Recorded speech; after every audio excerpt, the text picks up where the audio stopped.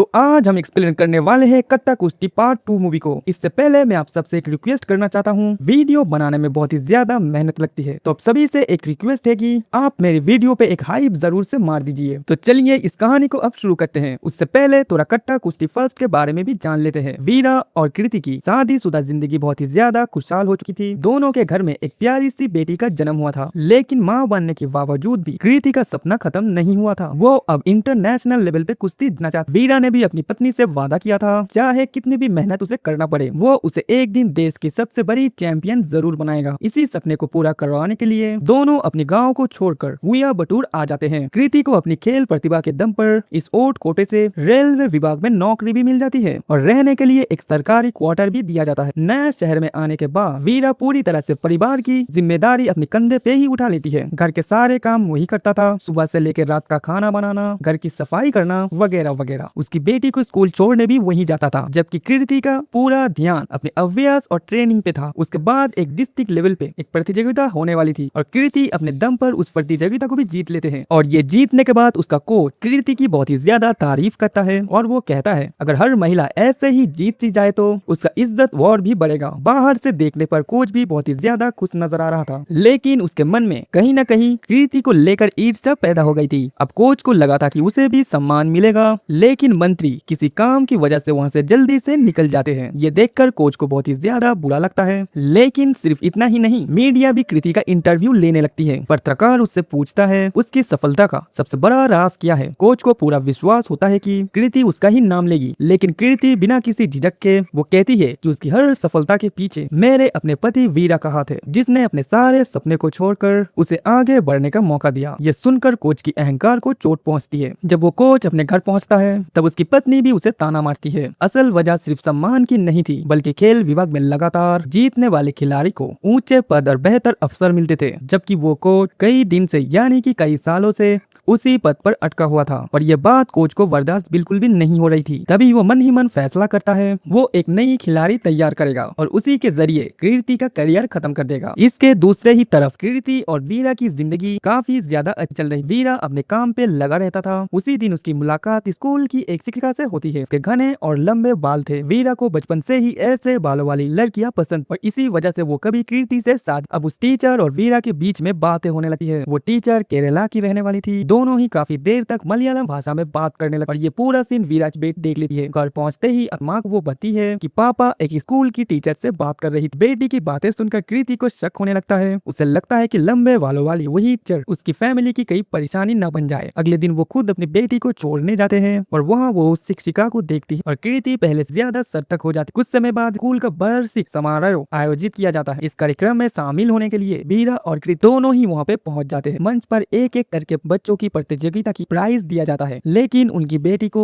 किसी भी खेल में पुरस्कार नहीं मिलता। ये देखकर कृति को थोड़ा दुख तो होता है। तभी मुस्कुराकर वीरा कहता है थोड़ा इंतजार करो, तुम्हारे लिए एक सरप्राइज। कुछ देर बाद उनकी बेटी स्टेज संग्रह में डांस करने के लिए आती है। अपनी बेटी को इस तरह से डांस करते हुए देखकर कृति हैरान हो जाती है। उसका सपना था कि उसकी बेटी पढ़ लिख कर एक अच्छी खिलाड़ी बने और खेलों में नाम कमाए, लेकिन वो तो पूरे अलग ही रास्ते पे चल रही थी। इतना ही नहीं, वीरा का उस टीचर के साथ नाचना उसे वो बिल्कुल भी पसंद नहीं आता। कार्यक्रम खत्म होते ही पति पत्नी के बीच में तीखी बहस शुरू हो जाती है। कृति गुस्से में कहती है कि उनकी बेटी गुस्से में डांस की बजाय खेल के अंदर ही घुसते जा रहे हैं। इसी बात को लेकर दोनों के रिश्ते में तनाव पैदा हो जाता है। तभी एक दूसरी टीचर कृति के पास आती है। आपकी बेटी ने आज कमाल का डांस कर दिया। पढ़ाई में भले ही उसका मन नहीं लगता, लेकिन डांस में उसका टैलेंट जबरदस्त है। टीचर की ये बात सुनने के बाद कृति और भी ज्यादा हैरान हो जाती है, क्योंकि वीरा ने उसे बताया था कि उसकी बेटी पढ़ने में काफी ज्यादा तेज है। सच्चाई सामने आते ही वो सारी जिम्मेदारी अपने सिर में ले लेती है। अब उसका भविष्य कृति के हाथ में था। उसके बाद से वो पूरी तरह अपनी माँ के नियंत्रण में हो जाती है। कृति का सपना था कि उसकी बेटी आगे जाकर कुश्ती की महान खिलाड़ी। इसी वजह से वो छोटी सी बच्चे के ऊपर बड़े बड़े शासन लाग देती है। रोज सुबह 6 बजे दौड़ लगा, बहुत ही ज्यादा कड़ी एक्सरसाइज करना, बहुत ही सख्त डाइट भी फॉलो करना और लगातार अभ्यास। लेकिन इतना छोटी सी बच्ची इस ट्रेनिंग को सह नहीं पा रही थी। वो हर दिन रोते हुए कहती है मुझे ये सब नहीं कर, मुझे पापा के पास जाना है। लेकिन उसकी माँ एक भी नहीं थी। ये सब कुछ देखने के बाद भी वीरा भी कृति को समझाने की कोशिश करता है। अभी बच्ची बहुत ज्यादा छोटी है, इस पे दबाव डालना है। लेकिन कृति की बात ये तैयारी नहीं होती। वो ताना मारते हुए कहती है तुम्हें बच्ची परवरिश के बारे में कुछ नहीं पता, तुम बस अपने काम पे ध्यान दो। बेटी को आगे कैसे पढ़ाना है मैं अच्छी तरह से जानती हूँ। पत्नी की ये सारी बातें सुनकर वीरा अंदर से ही टूट जाता है। इसी दौरान ये सारे सीन कोच दूर से देख रही होती है। उसे समझ आ जाता है कि यह पति पत्नी के बीच में दरार पड़ने वाली, यानी कि लोहा गर्म है, हथौड़ा मार देना चाहिए। कोच वीरा को अपने पास बुलाता है और पूछता है आखिर तुम्हारे घर में चल क्या रहा है। वीरा सारी बातें बता देता है। कोच बताता है नेशनल क्रिकेट काफी नजदीक और इसी वजह से कृति का ज्यादा परेशान, सारा का सारा परेशान वो अपनी बेटी के ऊपर उतार रही है। कोच वीरा सलाह देता है कि वो कृति को डॉक्टर के पास ले जाए। अब वीरा कृति को झूठ बोलकर अस्पताल लेके जाता है, लेकिन वहाँ पहुँचते ही कृति को पता चलता है कि असल में इलाज उसका होना है। ये सुनते ही उसका गुस्सा सातवें आसमान पे जाता है। वो डॉक्टर पे पट और बिना कुछ कहे वहाँ से निकल जाती है। जब वीरा फिर से कोच को पूरी जानकारी बताता है तो कोच एक और चाल चलता है। इस बार वो किसी देसी वैद्य के पास जाने की सलाह देता है। वीरा वैद्य के पास जाता है और वहाँ से उसे एक पाउडर भी दिया जाता है। कहा जाता है कि इसे रोज दूध में पिलाकर उसे पिलाया जाए, जिससे कि कृति का गुस्सा शांत हो जाएगा। अब वीरा ऐसा ही करने लगा। कुछ ही दिनों में कृति का स्वभाव बदलने लगा। वो अब शांत रहने लगी थी और मुस्कुराकर बातें भी करने लगी थी। ये देखकर वीरा काफी ज्यादा खुश हो जाता है। कोच को धन्यवाद भी करता है, लेकिन उसे बिल्कुल ये अंदाजा नहीं था कि जिस दवा को वो इलाज समझ रहा है वो धीरे धीरे कृति के शरीर को कमजोर कर रही। जैसे जैसे समय बीता है वैसे ही कृति को अभ्यास के दौरान थकान महसूस होने लगती है। थोड़ी थोड़ी देर में ट्रेनिंग पे सांस फूलने लगती है। शरीर में बिल्कुल भी ताकत नहीं बचती। वो चाहकर भी पहले जैसे मेहनत नहीं कर पाती। एक दिन रोज की तरह वीरा दूध पाउडर मिला, तभी कृति उसे ऐसा करते हुए देख लेती। वो तुरंत ही आके भी है, ये पाउडर कैसा है? वीरा झूठ बोलता है, ये बेटी के सर्दी जुकाम के लिए है, आयुर्वेदिक दवा है। पति पर पूरा विश्वास होने की वजह से कृति उसके बातों पर ज्यादा ध्यान नहीं देती। इसी बीच स्टेट लेवल की प्रतियोगिता के दिन सामने आ जाता है। एक दिन स्कूल की टीचर वीरा को बताता है कि पास में ही एक बड़ा कुकिंग कंपटीशन होने जा रहा है। उसकी कुकिंग बहुत ही ज्यादा शानदार है, अगर वो उसमें हिस्सा लेगा तो उसे इनाम जरूर मिलेगा। बेटी भी पिता को बार बार प्रतियोगिता में हिस्सा लेने की बात करता है, जबकि वीरा पहले तो मना करता है क्योंकि उसी दिन कृति का भी कंपटीशन था। लेकिन बेटी और टीचर के दोनों के कहने पर वीरा मैच छोड़कर वहाँ से कुकिंग कंपटीशन के लिए चला जाता है। उधर कृति पूरे आत्मविश्वास के साथ कुश्ती के मैदान में उतरती है। शुरुआत में तो वो अच्छा खेल रही थी, लेकिन धीरे धीरे उसकी बॉडी में उसे कमजोरी महसूस होने लगती है। उसे चक्कर भी आने लगते हैं, सांस फूलने लगती है। आखिरकार वो मुकाबला हार ही जाती है। जिस खिलाड़ी को वो पहले कई बार हरा चुकी थी और आज वही खिलाड़ी आज कृति को हरा देती है। अपनी इस हार से कृति पूरी तरह से टूट जाती है। उसे समझ नहीं आता कि अचानक ही उसके साथ ऐसा क्या हो गया है। मुकाबले के बाद उसकी मेडिकल जांच होती है। रिपोर्ट देखकर कोच जानबूझकर सबके सामने बड़ा खुलासा करता है और कहता है कृति के खून में दवा पाई गई है। ये सुनते ही हर कोई हैरान हो जाते हैं। कृति खुद सदमे में पड़ जाती है कि उसने कभी भी कोई गलत दवा नहीं खाई, लेकिन कोच बार बार उससे पूछने लगता है कि क्या उस हाल में ही कोई नई दवा खाई है। तभी कृति को रसोई में रखा पाउडर याद आता है। अब कृति को भी शक होने लगता है शायद उसी पाउडर में कोई दवा होगी। सच जानने के लिए कृति उस पाउडर का सैंपल लेकर लैब में पहुंच जाती। कुछ दिनों के बाद लैब की रिपोर्ट आती है। उसमें पता चलता है कि पाउडर में ऐसी केमिकल मिले हुए थे जो खिलाड़ी के बॉडी नुकसान पहुंचाने के लिए बने। रिपोर्ट ही कृति होश तो उड़ ही जाते हैं। उसे यकीन भी नहीं होता है जिस इंसान पे उस सबसे ज्यादा भरोसा किया था वही वीरा उसकी करियर को बर्बाद करने की पीछे पड़ जाएगी। इसके दूसरी तरफ वीरा को सच्चाई के बारे में कुछ भी नहीं पता था। उसे तो बस इतना लगता था कि उसने अपनी पत्नी का गुस्सा कम करने के लिए सिर्फ एक साधारण सी दवाई मिलवाई। थोड़ी ही देर कृति को पता लग जाता है कि वीरा एक कुकिंग कॉम्पिटिशन में गया हुआ था, वो भी उसी मलयाली टीचर के साथ। अब कृति के मन में और भी ज्यादा गहरा सच पैदा हो जाता है। शाम को जब वीरा घर लौटता है तो घर में बहुत ही ज्यादा झगड़ा हो जाता है। कृति गुस्से में उससे पूछती है उसने खाने में क्या मिलाया, आखिर वो पाउडर किस चीज का है। लैब रिपोर्ट में साफ लिखा था कि उस पाउडर में केमिकल मिलाए गए थे। वो रोते हुए कहती है कि तुम करना क्या चाहते हो, मैं हार जाऊं तुम यही चाहते हो। मैंने तुम पर जान से भी ज्यादा शक किया, लेकिन तुमने मेरी जिंदगी को बर्बाद ही कर दिया। बस इतना ही नहीं, और आज मेरे सबसे बड़े मुकाबले के दिन तुम उस टीचर के साथ रहे। आसपास पूरे लोग बिना कोई सच्चाई जाने वीरा को ही दोषी ठहराने लगता है। सभी लोग उसे भला बुरा कहने लगते हैं। उसने अपनी पत्नी को हराने के लिए उसके खाने में जहरीली चीज मिला दी। आखिरकार कृति का गुस्सा फूट पड़ता है और वो बेटी को लेकर घर चली जाती है और वीरा से कह देती है कि अब वो उसकी शक्ल नहीं देखना चाहती। ये सब कुछ सुनकर वीरा वहाँ पर अकेला ही खड़ा रह जाता है। उसे समझ नहीं आता कि उसने इस क्या बड़ी गलती कर सजा उसे अभी तक। वीरा के पास कोई भी राह बचता, वो अब गाँव लौट जाता है। वहाँ पहुंचकर मामा को वो पूरी घटना बताता है। मामा उसे बताता है कि पत्नी हमेशा नियंत्रण में रहना चाहिए। अब मामा पुराने विचारों के लोग थे, उनका ये विचार उसके हिसाब से सही भी था। जैसे ही उसे पता चलता है कि कृति ने वीरा को घर से निकाल दिया है कि वो और भी ज्यादा भड़क जाते हैं। वो वीरा को उकसाते हैं कि ऐसी पत्नी को सबक खाना चाहिए। लेकिन इसके दूसरे ही तरफ छोटी बेटी अपने पिता को बहुत याद कर रही। मौका के बाद ही पिता को छुप छुप के फोन करती, उससे बातें भी कर। जब कृति को इन सब का पता चलता है तो वो बेटी को सख्त हिदायत देती है, लेकिन वीरा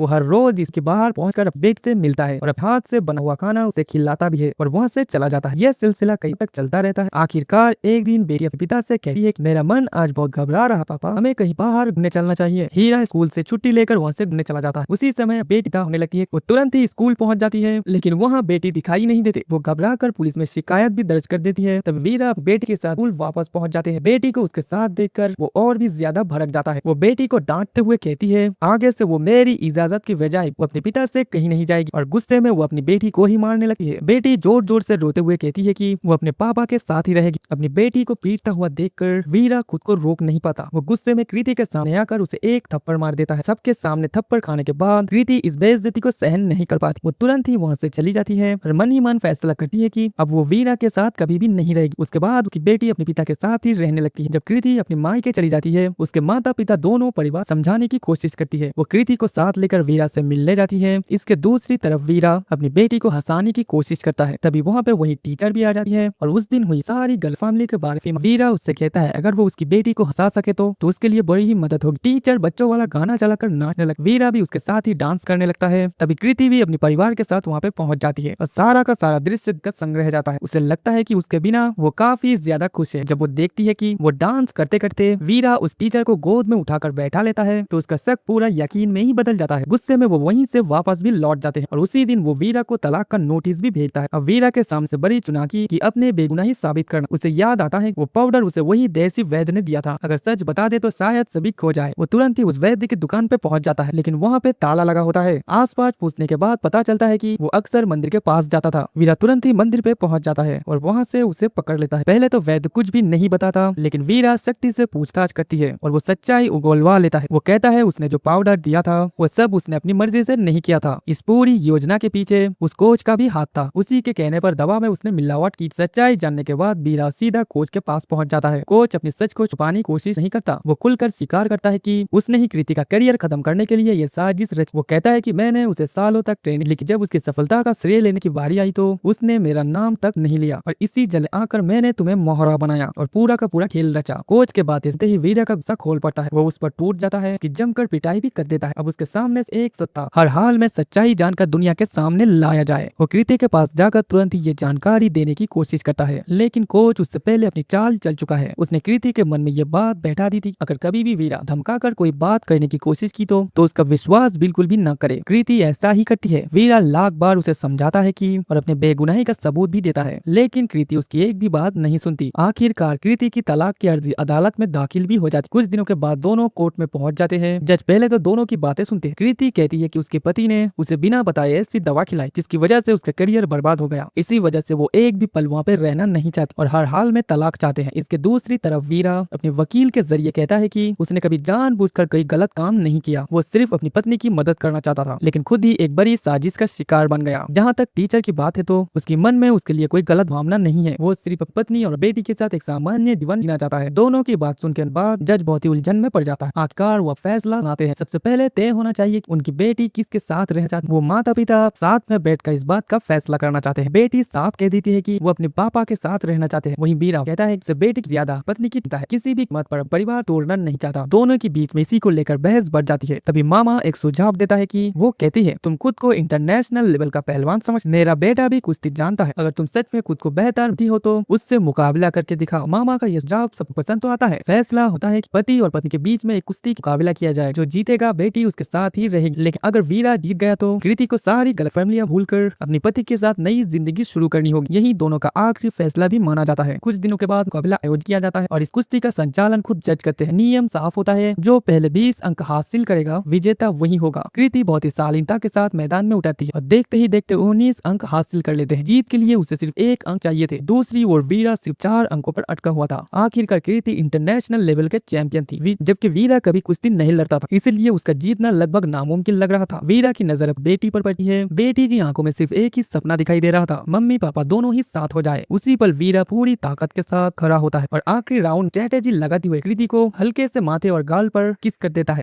अचानक से यही व्यवहार से कृति पूरी तरह से अपना संतुलन खो देता है। इसका ध्यान मुकाबले से हट जाता है। वीरा उसी मौके का फायदा उठाकर अंक हासिल करने लगता है। देखते ही देखते उसका स्कोर भी 19 अंकों तक पहुंच जाता है। अब दोनों ही बराबरी पर होते हैं। सिर्फ 1 अंक हासिल करने वाले को इस आयोजन का विजेता होगा। जैसे ही दोनों आखिरी दांव के लिए आगे बढ़ते हैं, कृति के सामने अंधेरा छा जाता है। वो बेहोश होकर जमीन पे तो गिर पड़ती है। पूरा स्टेडियम संग रह जाता है। कई लोगों को फिर से शक होने लगता है कहीं वीरा ने कोई दोबारा चाल चली होगी। उसी समय एक वहाँ मौजूद एक बुजुर्ग महिला कृति की नर्व चेक करती है और मुस्कुरा के कहती है कि अरे लड़के ने सिर्फ कुश्ती के मैदान पे नहीं बल्कि घर में भी कमाल कर दिया, चिंता की कोई बात ही नहीं है। कृति मान मानने वाली। ये सुनते ही पूरा माहौल खुशी से भर जाता है। मुकाबला बिना कोई विजेता के समाप्त कर दिया जाता है। पति पत्नी नाराज एक पल में ही हवा हो जाती। दोनों फिर से एक दूसरे के करीब आ जाते हैं। करीब 1 साल कृति एक जुड़वा बेटे को जन्म। अब उनके परिवार में 3 बेटियां हो। पूरा परिवार के साथ ही रहने लगता है। वीरा फिर दोबारा से पति के बारे में बात करता है। कृति दोबारा से मेहनत करके इंटरनेशनल चैंपियन के लिए निकल पड़ता है। इसके बाद हमें दिखाया जाता है कि जिस लारी ने कृति को हराया था, जो बताता है कि उसकी कोच के बारे में सारी सच्चाई उसे मालूम पड़ चुकी थी और कृति को सब कुछ बता भी देता है कि असली खेल कोच ने रचा था। उसने सबसे पहले वीरा का भरोसा जीता, इसके बाद उसे मोहरा बनाकर कृति को बर्बाद कर दिया। यह सच्चाई जानने के बाद कृति को अपनी गलती का एहसास होता है और उसे समझ आता है कि वीरा सच में निर्दोष था। और इसी के साथ ये मूवी यहीं पे खत्म हो जाती है।